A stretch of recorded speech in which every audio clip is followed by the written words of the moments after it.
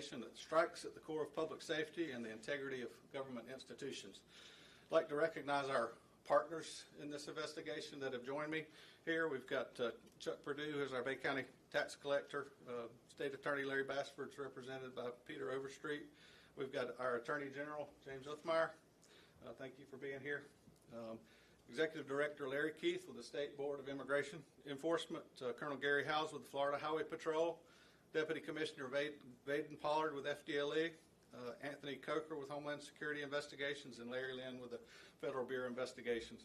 These cases did not happen in a vacuum and don't happen with great partnership. So I'd like to start out by just thanking our partners for their great work in helping putting this case together. About a month ago, we began investigating information that individuals within the Bay County tax collector's offices were issuing fraudulent driver's licenses to aliens. The investigation substantiated that 2 public employees were issuing licenses to aliens with varying legal statuses without providing the required testing. An analysis of financial records confirmed that the employees were receiving large sums of currency from numerous sources. 2 employees of the tax collector's office were arrested yesterday for their role in a scheme to issue fraudulent driver's licenses, including commercial driver's licenses, to individuals who never took the required written or driving tests. These weren't minor shortcuts. These were intentional acts of corruption where individuals paid bribes in exchange for skipping critical safety evaluations. The investigation also led us to arrest 5 additional individuals who are acting as brokers running local businesses that claim to assist with immigration paperwork, but instead arranged illegal transactions and funneled aliens from as far away as Miami to obtain licenses fraudulently. Let me be clear that putting untested, unqualified drivers, especially those with commercial licenses, on our roads is an unacceptable risk to every family in this state. These licenses were essentially sold, not earned. That means we have individuals on the road, possibly operating tractor trailers, who never demonstrated the basic skills to do so safely. It's not a paperwork issue. It's a direct threat to highway safety and a betrayal of the public trust. The scope of this investigation: yesterday we seized over $120,000 in illicit proceeds tied to this operation. Evidence suggests that hundreds, if not more than 1,000 fraudulent driver's licenses were issued as part of this scheme. It's been ongoing for over 2 years, and this investigation is continuing to be ongoing and will expand statewide as we work to identify those who receive licenses illegally and hold all parties accountable. Each license issued could result in felony criminal charges for the license holder, and our investigation will be expanded by our state partners to hold these individuals accountable. A search warrant was executed yesterday at a business in Callaway called Cuba Max, which is involved in processing immigration documents.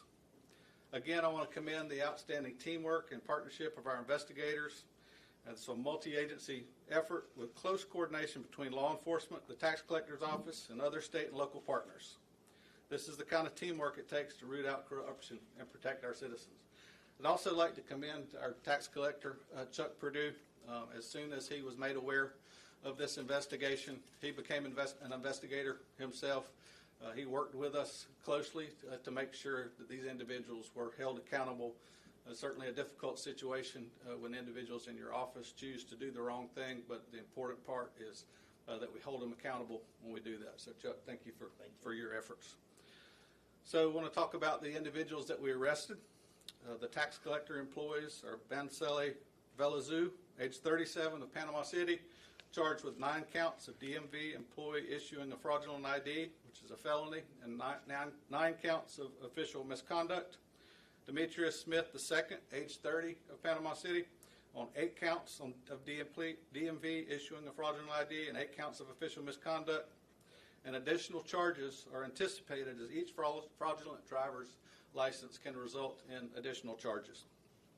The intermediaries that we arrested, who were the individuals that the aliens would contact, and they would be referred to our 2 tax collector employees, were a Nirbus Rosales, age 37. She was arrested on 24 counts of principal to DMV fraud and 24 counts as a principal to official misconduct. Leonardo Gutierrez, age 32, of Panama City, 7 counts of principal to DL fraud and 7 counts of official misconduct. Hung Du, age 58, of Panama City, on 36 counts of principal fraud and 36 counts of official misconduct. Esbredia Parra, age 44, Panama City, 7 counts of principal DL fraud and 7 counts of principal to official misconduct.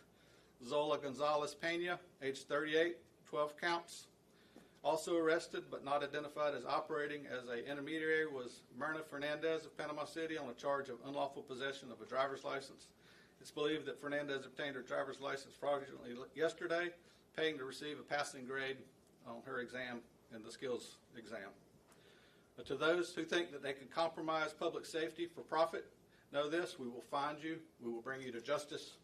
And to the people of Bay County, I want you to know we are committed to preserving the integrity of our institutions and the safety of our roads. Thank you, and I'd now like to turn it over to our Attorney General. Thank you, Sheriff. It's good to be in Bay County. This county is certainly blessed to have great law enforcement and leaders. I commend the Sheriff and Tax Collector Chuck Perdue on working so well with state law enforcement, Homeland Security, and all of our law enforcement partners to ensure that we could bust these guys.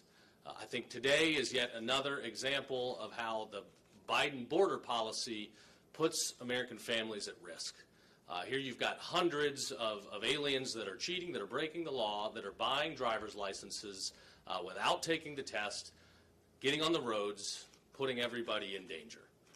So, if there's any silver lining to come out of this terrible, discovery, it's that law enforcement worked very well together, continued to follow the breadcrumbs, and ultimately uncovered, a pretty widespread and advanced operation. So we know it happened here. If it happened here, there's a good chance it could be happening in a county somewhere else. So I ask, our DMV offices or tax collectors around the state, pay attention, do a deep dive, look out for, any signs of somebody taking cash on the side to help criminal aliens get driver's licenses. Maybe that can happen in California, but not here in Florida. We are a rule of law state. And we will do everything we can to work with the Trump administration and our federal partners to enforce the law. We've been working up and down the state, ensuring that we're keeping people safe. We were in Brevard County earlier this morning where we highlighted a new program to protect the ICE agents and the federal authorities that are coming into our state to enforce the law. In California, you've got leftist groups out there that want to reveal personal information. They want to dox agents. If you don't understand this word, if it's new to you, doxing is when you reveal personal identifying information with the purpose of intimidating, threatening, distracting from official duties. We want these guys here. They're protecting our families, and while they protect our families, we're going to protect theirs. So we've set up this new program where ICE and federal authorities can work with our troopers. And if there's any evidence of personal information getting out, we want to know. We'll ensure that we're doing routine checkups and get a detail to protect the agents and their families. As we go into the weekend, I know there's been some rumblings about protests and demonstrations. We've all seen the horror in California with the destruction, the violence, the flames, the anti-American behavior. That doesn't happen here. In Florida, rioting is illegal. If you throw something, if you obstruct roadways, if you want to cause damage or harm to law enforcement, businesses, or our citizens, we will find you and we will put you away for a long time. So to put everybody on notice, if you want to participate in, peaceful free speech, nobody respects that more than we do. If you want to cause damage and destruction and engage in these violent demonstrations, we will shut it down fast. So again, a big thank you to the law enforcement here. Thanks to the sheriff for a very good job well done. Thanks to our federal partners. And we'll continue to investigate. We'll continue to make sure that Florida is the safest state in the country. Thank you. Thank you, General. Now I'd like to introduce Executive Director Larry Keith with the State Board of Immigration Enforcement. Thank you, Sheriff. It's an honor to be back in Bay County. I came to know Sheriff Ford well when I was the U.S. Attorney for the Northern District of Florida. And I can tell you all largely what you already know, particularly your federal partners here in the room and your state agency partners here in the room. Sheriff Ford and the Bay County Sheriff's Office is top-notch. They know how to do everything. They know how to do complex, long-term, sophisticated investigations in the most complicated settings, which, once again, he's doing that again here. We're in this setting that we have these days with immigration. Immigration is a high priority. When President Trump was inaugurated on January 20th, he declared a national emergency and made securing our borders and enforcing immigration a high priority. Within a week, every level of the state of Florida came together for a special session and basically said we are lockstep with President Trump in this battle. Governor DeSantis, Attorney General Uthmeier, and the board for which I work, that's what our focus is on each day. This particular transaction that you detected, disrupted, and dismantled, Sheriff, it is the bellwether of the type of thing that we're going to find and see as we expand and open our eyes and learn more about what's going on in Florida with illegal immigration. Illegal immigration is accompanied by everything from terrorism, human trafficking, sex trafficking, drug trafficking. It is a bundle of criminality with far-reaching tentacles, and your organization, Sheriff, has shown an ability to do every level of it, to deal with every single level of it at the highest level. So looking forward to working with you all in the days ahead. You all in Bay County also should know that in regard to Florida sheriffs, Florida 67 sheriffs, Sheriff Ford is a leader in terms of mutual aid or working together, because the sheriffs are integral in our effort to find, sort, and detain, deport with our federal partners illegal aliens in the state of Florida. So this is just another chance to work with you. I'm excited about it and looking forward to it. Thank you. Appreciate it. Introduce our tax collector, Chuck Perdue. Thank you, Sheriff. I'll be brief. The Attorney General Uthmeier and Executive Director Keefe, they hit the nail on the head. The failed Biden policies over the last several years flooded our borders with illegal immigrants. Many of them made their way into Florida. And when you come into Florida, if you can get a Florida credential, a driver's license, or an ID card, that is a pass to the world. That is your ability to perpetuate whatever criminal activity that you want to pursue.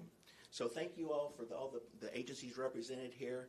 I am angry, and I'm shocked to learn that these individuals, now 2 former employees, engaged in fraudulent activity that violated the trust of our office and our community.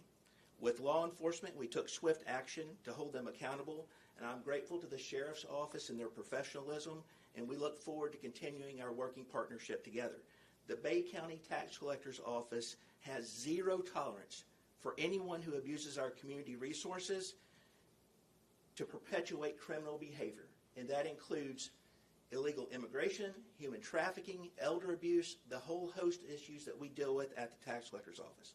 I will not be commenting on details of what is an ongoing investigation, so I'll turn it back over to the Sheriff, and I thank you all for being here. Mr. Pollard? Thank you. Good afternoon. I'm Deputy Commissioner Vaden Pollard. I supervise investigations and forensic services for FDLE throughout the state. I want to commend Sheriff Ford for the great work that his deputies did. FDLE agents partnered up with his team as well as HSI and FHP, and we got to play a big part in taking down this group. What I would like to emphasize to everyone is just think about the domestic security implications whenever people are being issued or getting licenses and they haven't been vetted through the appropriate sources. So this is a very important thing that has occurred here today, and outstanding job, Bay County Sheriff's deputies. Thank you. Thank you, sir. Colonel? Thank you, Sheriff. And I don't really have a whole bunch to add that's not already been said. I want to emphasize our partnership with our federal and local law enforcement. I believe, and I think most everybody here would agree, that Florida has the best law enforcement in America. And part of the reason for that is the strong partnerships and communication amongst all levels of law enforcement and government, from the tax collector, from elected officials, to our elected constitutional officers, sheriffs. We truly have the best sheriffs in Florida. Now, leader among those sheriffs is Sheriff Ford in several capacities. So thank you for your leadership for law enforcement statewide. Thank you for your deputies that worked tirelessly on this case. I'm glad that the Highway Patrol was able to assist, at least in a minor way, but you really a top-notch organization. So thank you, Sheriff, for your commitment to law enforcement in Florida and being a leader. So thank you. Thank you, sir. Peter Overstreet, representing Larry Bassford, our state attorney. behalf of the state attorney's office for our circuit, just know that when these cases do come to us, it is a high priority case, and we would take these crimes very seriously and seek the maximum punishment we can. Thank you. So we get to stand up here and kind of take credit for this type of case, but the real heroes in these type of cases and the ones that are out there beating the streets and making this happen, you can't see them on camera, but they're standing back here. They're our investigators and our supervisors and our partner agencies. They're the ones that make this kind of stuff happen. So I just want to recognize their hard work. Again, we come to a press conference, we get to stand up here and look pretty and get credit, I guess, for the case, but they're the ones that actually make it happen. So with that, we will answer the questions that we can at this point. So these two employees at the DMV were legal citizens of the United States. Do you still believe that the fault here lies solely on illegal immigrants and the Biden administration's policies? In this particular case, the fault lies with the two employees, the two public, what are supposed to be public servants that violated the public trucks for issuing these licenses in a very reckless manner, causing us, our highway patrol does a great job in keeping our highways safe by having people that have not demonstrated proficiency, have not taken the required tests, and just come in and pay off the clerk and get a license. It significantly affects public safety. So that is where the responsibility lies, but we do also are very proactive in working with our partners on illegal immigration. And this does have a nexus to illegal immigration. It has a nexus to the number of illegal immigrants that have been allowed in this country under previous administrations. So that's certainly a big part of the issue. What we have found so far in this case is that most of the aliens that were getting driver's license had some type of status. Now, some of that is the asylum status, which we know is a very controversial process and doesn't take a lot to get that status. But this is just the beginning of this investigation. We felt like we had to move quickly on this investigation due to the number of people that were coming in and obtaining licenses. It really, yesterday turned out better than we could have expected an ability to expand the investigation. But it is far from over. We've got hundreds of people across this state that have a driver's license that they shouldn't have, that are putting our citizens and visitors at risk. That was going to be my question, Sheriff. What do you do, without giving away whatever you can, what process do you now undertake to say, hey, we have hundreds of people on these streets that are driving when they shouldn't be? They're driving without passing these tests. What is the next steps for you guys? So in Bay County, our reach is limited for that, but we've got great partners. So we'll be working with FDLE, the Florida Highway Patrol, and HSI to do the hard work. It's not like you see on TV. This is a document-intensive cases where we're working to develop a case on these individuals, and Colonel House and I have already had a conversation on how this may play out for those that don't live here in Bay County that have a fraudulent driver's license, as far as revocation of licenses and possible criminal charges or probable criminal charges. I understand this investigation is still ongoing, as you said. Are you able to share at this time how much money these employees made from participating in this illicit activity and over what period of time? So we're conducting the investigation. Again, we're only about a month into this, but we were able to make significant headway yesterday. We seized $120,000 in cash, which is illicit proceeds from this operation from those two employees yesterday.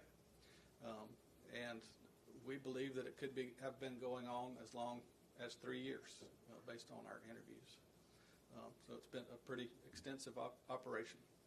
To ask about one of the details I see over here, not one of the two former employees, but Mr. Leonardo Gutierrez right here. I see the red warrant for 4 counts of human trafficking. Yes, absolutely. Thank you for reminding me that. We do have an individual that we arrested, Leonardo Gutierrez, who was an intermediary on this case. In other words, people would come to him and they would refer them to the employees that would provide them with the license.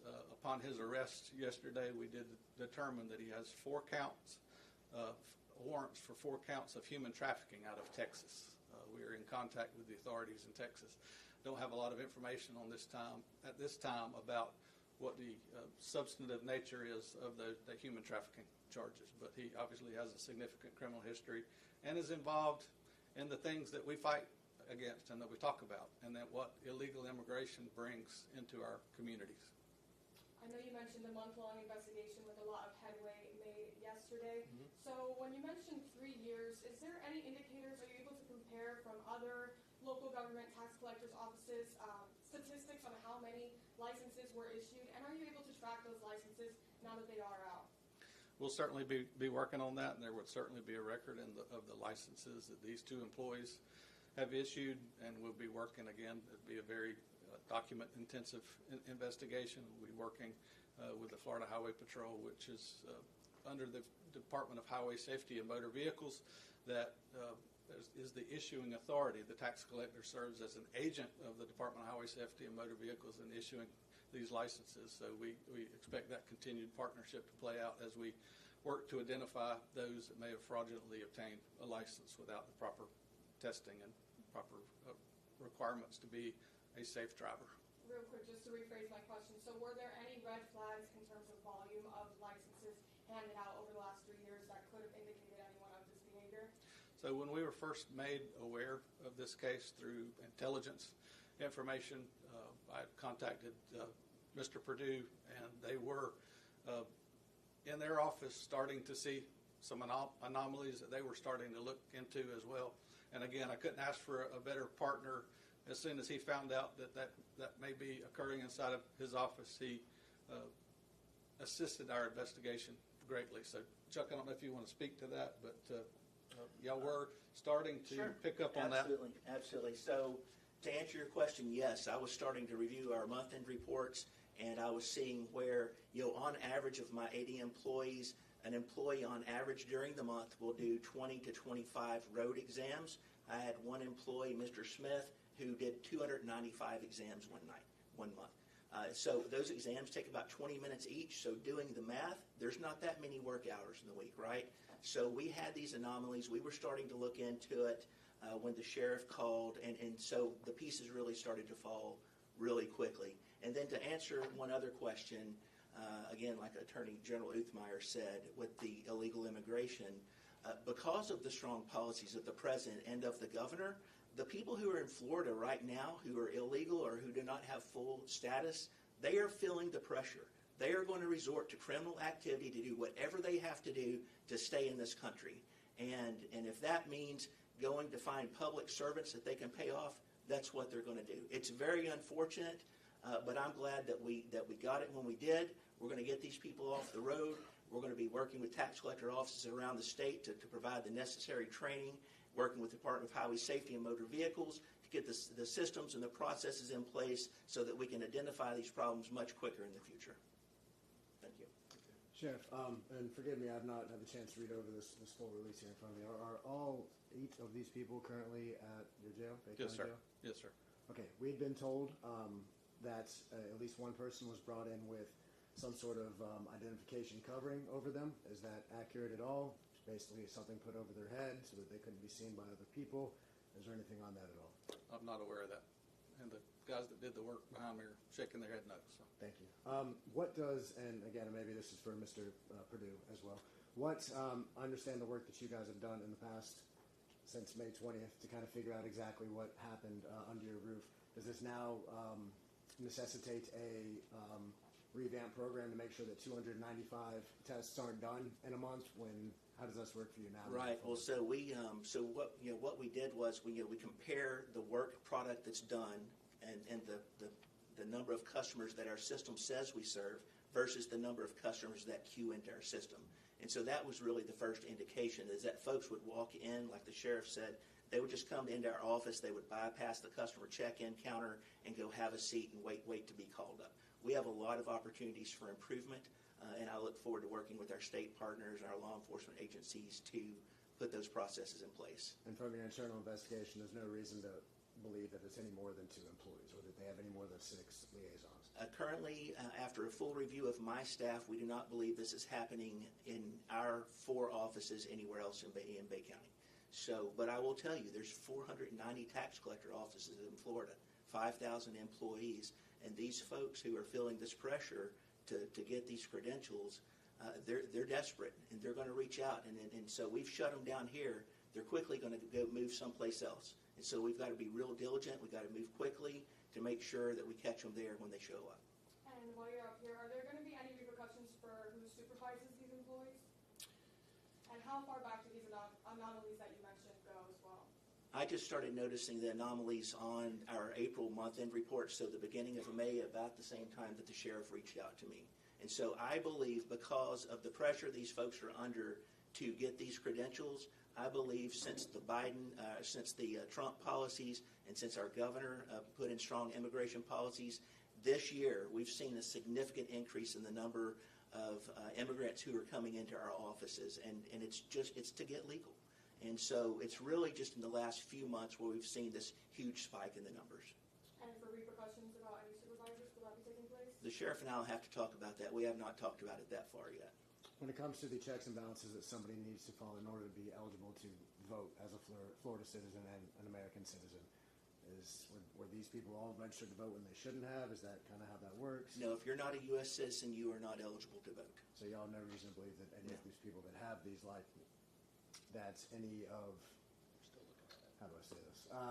Any examples of voter fraud could have happened? Hundreds of people that are on the street with these licenses, driver's licenses they shouldn't have had. None of them could have voted by using that at all. Yeah, we're looking into it. We don't have answers there yet. You've got two steps. Not just having a driver's license is going to enable you to vote. There's a registration process, and we were the first state to create an election crimes office that is going through and investigating this statewide. So we have begun the process of looking through these names to see what voter fraud might be out there, but no answers at this point.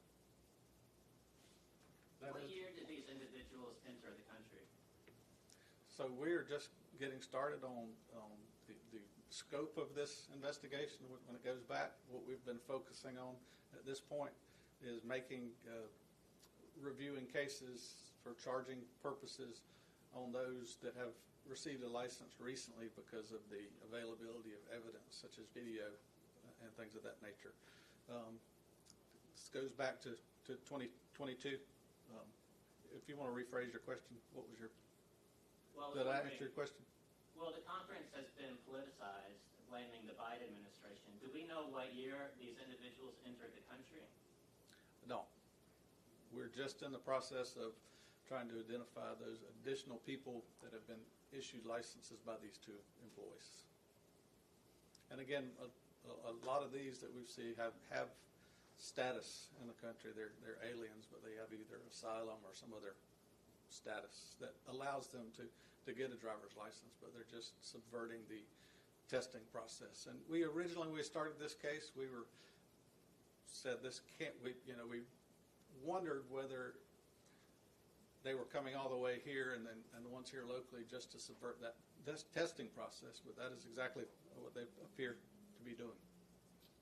And obviously you guys mentioned that this is a national issue, mentioning the Biden administration and both the Trump administration. Obviously this is happening in Florida, that's where we are, we're here talking about it. Is there any of the policies in place that Governor Ron DeSantis, because we have had a Republican power for the last 6 years, so do you feel like there's been reinforcements from there that still somehow allowed this to happen? No, this is us holding people accountable for that type of situation, and I think the governor and the attorney general have set the tone for that Florida is zero tolerance for this type of activity as well as illegal immigration. Prior to President Trump coming into office, we had limited ability to enforce immigration law, and Director Keith may be able to speak to that. We're expanding that capability with the 287G Task Force program, our Warrant Service Officer program. So Florida has always, for the last 6 years and before, been a zero-tolerance state for illegal immigration and public corruption. We did not have the cooperation of the federal government prior to recently. Are you aware how these public servants were getting the word out that this illicit activity was happening without being picked up? I know you mentioned there were people as far as Miami that participated in it, so how does that play out? So again, we believe that they were groomed for this behavior. In fact, in some information that we gathered from them, they were approached over the past one of them was 2 years, the other one was the past 3 years, and they were intermediaries. There was at least 3 groups that we believe had contacts statewide, that the individuals that wanted a license would come to them, and then they would set them up covertly with the employees to come in and get a license. So when you have a situation like this, just like I look at the Pill Mill situation down in South Florida back when we dealt with that in the 2008 time frame, when you have a situation where somebody can do something illegally or the word gets around. And so I think word has gotten around the state to where through these intermediaries and their companies, they were able to let people know that, hey, you can come to Panama City and get your license without the testing process. Any more questions? Any more comments? All right, thank you. Thank you, guys. Thank